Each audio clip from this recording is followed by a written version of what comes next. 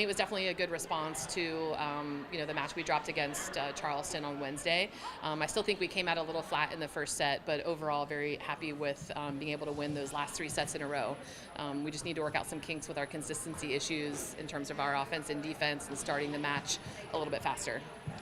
Talk about Anna Moss's performance today. Just big overall day for her.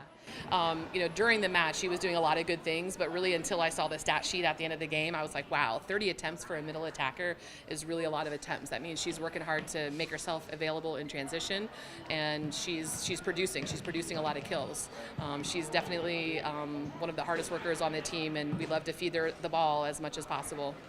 What was the difference between today and get the Charleston match? Was there a message that you changed, or was it just different, better execution? What was it? Well, I mean, because of the time off that we had, in the middle of September due to the hurricane, I think that we're still trying to find our rhythm again. We were in such a good place earlier in the season, and we were very consistent earlier in the season, so we're just trying to find that again. And every single opponent that we play in our conference is going to be a tough battle.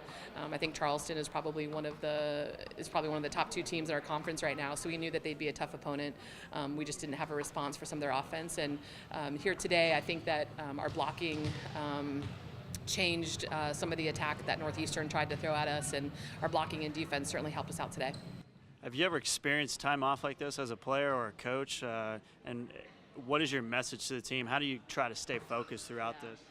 I've never had time off to this extent in terms of having to move some of our practices around or not practice at all or change some games. And the message that I wanted to tell the team is that they don't need to stress or worry about things that they cannot control. They can't control what UNCW's timeline is for opening. They can't control what the storm did to our surroundings. And all we can do is to kind of continue and focus on what we can, which is school, volleyball, and helping our community. We've already been out in the community quite a bit, trying to do some service to the area, and I think as long as we can focus on what we can do from here instead of focus on what's been done in the past and things that are out of our control, then I think we'll get a good result and have our girls in the right mindset.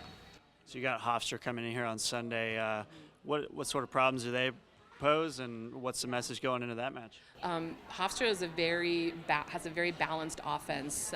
Their girls are very strong, very capable of attacking for a high percentage. Their middles are very strong. They've got a couple of outsides that can really be terminal for them. So for us, we need to be able to serve very tough, get them out of system, and again, just kind of our blocking is kind of the thing that I feel like really sparks and ignites our team. And once we get that in place early in the match, hopefully that'll help us be a little bit more successful. Attacking, we still need to be more consistent with our attacking. We've got players that have a strong game one night and then an average game the next night. We've got to have all of our offense kind of giving the same type of performance and output from night after night.